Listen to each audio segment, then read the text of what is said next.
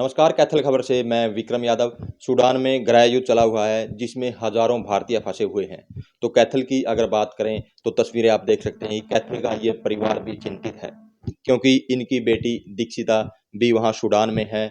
और जैसा कि इन्होंने बताया कि आज पूरा दिन इनसे बातचीत नहीं हुई है। तो इनका दामाद है और बेटी हैं, दोनों सूडान में हैं। तो ये परिवार पूरी तरह से चिंतित है। तो इनसे बातचीत करेंगे कि कब भी इनकी बेटी सूडान गई थी और क्या कुछ इनका पूरा कहना है। तो पहले दीक्षिता की जो माँ है उनसे बातचीत कर लेते हैं। हाँ जी, हाँ नमस्कार जी, आंटी। नमस्ते बेटा। क्या नाम है और आंटी? मेरा नाम शकुंतला मित्तल है।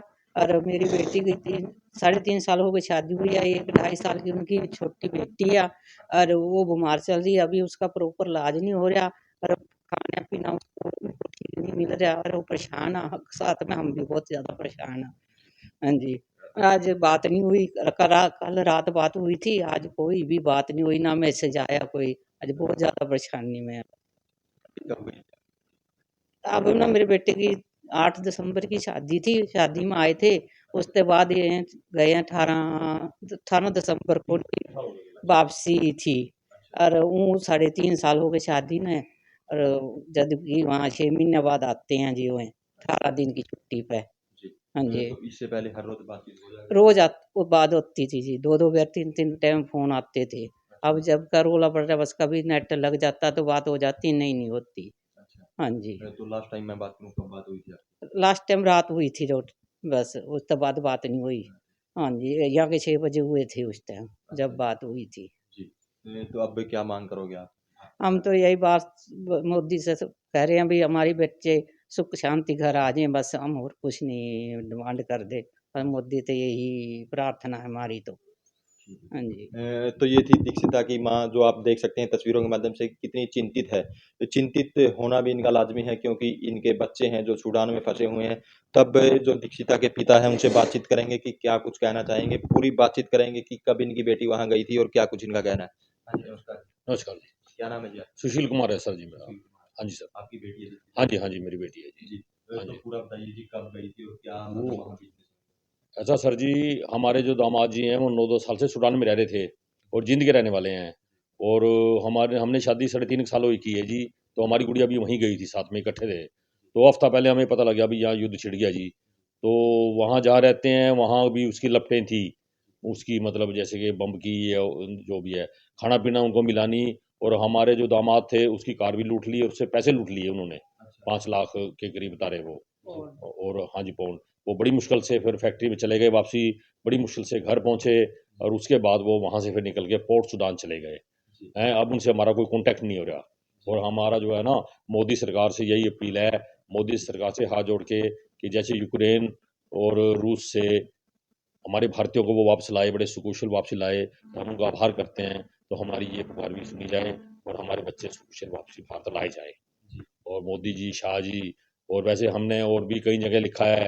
हरियाणा चीफ सेक्रेटरी को लिखा है जी, एम्बेसी से बात भी की थी, और अभी तक हमें कोई संतोषजनक जवाब नहीं मिला। अगर बात करें आपका जो दामाद है सूडान में, क्या है? वो वहाँ पे ओमेगा स्टील फैक्ट्री है, उसमें मैनेजर तौर पर कार्य करता है जी। तो अब जिस टाइम लास्ट टाइम आपसे बात हुई तो क्या कुछ कह रहे थे सुरक्षा को लेकर? वो बड़े चिंतित हैं जी सुरक्षा को। वो क्या भाई फंस गए हम कहीं को, अब कोई, क्योंकि उन्होंने हवाई अड्डा भी उड़ा दिया जी। और वहाँ जो फ्लाइट खड़ी थी, सऊदी अरब की फ्लाइट थी, वो उतार के उसको, और वो भी जला दी उन्होंने। जी। तो कहीं आने जाने का कोई रास्ता नहीं था, मतलब आने जाने का। हाँ जी। तो लास्ट टाइम में मतलब इकट्ठे हैं आपका बेटी और दामाद? हाँ, तीनों इकट्ठे हैं वैसे लास्ट टाइम में जी। हाँ जी, हाँ जी, तीनों तीनों साथ हैं सर। तो लास्ट टाइम कब बात हुई थी? कल ही हुई है बात जी, आज तो कोई संपर्क नहीं हो पाया हमसे। तो जैसे शादी की आपने, शादी करते ही उसके बाद ही सूडान से? हाँ, चली गई थी जी वो तो, उसी के साथ रहना था जी वो तो। वो 6 महीने में एक बार आते हैं, 20 दिन के, चलो भाई ठीक थी गाड़ी, पर अब हालात खराब है। तो यहाँ लोकल अगर प्रशासनिक में बात करूँ तो मैसेज आप लोगों ने दिया है यहाँ? हमने यहाँ कोई मैसेज नहीं दिया, हम तो इनके माध्यम से, आप लोगों के माध्यम से बातचीत हो रही है हमारी। वो जो हमारे सिमधी हैं जींद, उन्होंने डीसी साहब को, और जैसे उजाला वहाँ वो चल। तो ये थे जो दीक्षिता के पिता।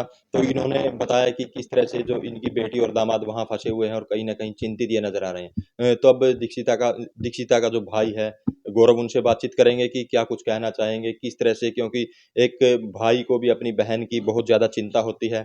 तो इससे बातचीत करेंगे गौरव से कि क्या कुछ कहना चाहते हैं। हाँ जी, गौरव। नमस्कार जी, जी। मेरा नाम गौरव है। जी। जो हमारी गुड़िया है उसका फ़ोन आया मेरे पास, वो कहती है कि यहाँ पे अब दंगे स्टार्ट हो गए हैं और आप जितनी जल्दी हो सके हमारी बात नरेंद्र मोदी जी को, होम सेक्रेटरी को पे पहुंचाए और वो जल्दी से विमान भेजे, क्योंकि वहाँ पे अब एक विमान आया था जो पैसेंजर को उतार के ही उन्होंने जला दिया और जो इनकी साथ वाली बिल्डिंग थी वो भी डिस्ट्रॉय कर दी सीधा बम से। मतलब बम तो ऐसे उड़ा रहे हैं जैसे यहाँ पे हम दिवाली पे पटाखे फोड़ते हैं। उनके लिए कोई भी आदमी मतलब एक खास नहीं है, वो अपने मुसलमान भाई को भी मार रहे हैं, कोई भी आदमी मिल जाए उसको मतलब वो बम से गोली से उड़ा दे रहे हैं। तो उधर हमारा एक भारतीय नागरिक भी मर चुका है, मगर जो 3,000 4,000 जो हमारे भारतीय में पूरी तरह फंसे पड़े हैं। जो हमारी फैमिली है वो तो बहुत ही ज़्यादा दिक्कत में है। जो गुड़िया हमारी 2.5 साल की, जो मेरी सिस्टर की लड़की, उसको फीवर भी है मगर उसको उपचार नहीं हो पा रहा, वो जा ही नहीं सकते कहीं भी। तो अब वो बचते बचाते पोर्ट सुडान के लिए निकले हैं। अब उधर से हमारा कोई कांटेक्ट नहीं हो पा रहा।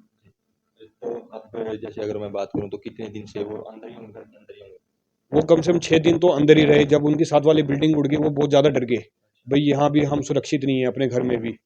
तो वहाँ पे सब कुछ छोड़ के वो कोई बस करके, लोकल बस करके, 2-4 भारतीय और थे, उनके साथ पोर्ट सुडान निकल गए। उसके बाद से अब तक उनका कोई जवाब नहीं आया। तो जैसे 6-7 दिन अंदर रहे, खाने-पीने की दिक्कत नहीं हुई? खाने पीने सिर्फ उनके पास मैगी था और पकाने के लिए कोई सिलेंडर वगैरह भी नहीं था, ना लेके आ सकते थे वो, क्योंकि मतलब बाहर इतना ही तहलका मचा हुआ है और बम की इतनी आवाज़ है। उनकी जो व्हाट्सएप पे वीडियोस आ रही हैं, मतलब ऐसा लग रहा है कि जैसे खिलौने दे रखे हैं बच्चों के हाथ में। जैसे अफगानिस्तान में हमने देखा है भी जैसे छोटे छोटे बच्चे भी गोलियां मार रहे हैं, वैसे ही इसमें सूडान में बिल्कुल सेम सीन चल रहा है। तो अब आपने कहाँ-कहाँ प्रयास किए, मेल वगैरह किए हैं? हमने अमित शाह जी को लिखा है और एक्सटर्नल अफेयर्स में लिखा है, जो IPS आईएएस हैं जो होम मिनिस्ट्री में काम कर रहे हैं उनको लिखा है हमने।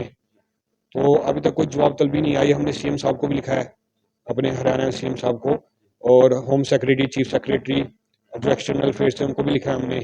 तो हमने कहीं 20-22 ईमेल्स भेजी हैं मगर अभी तक कोई जवाब नहीं आया।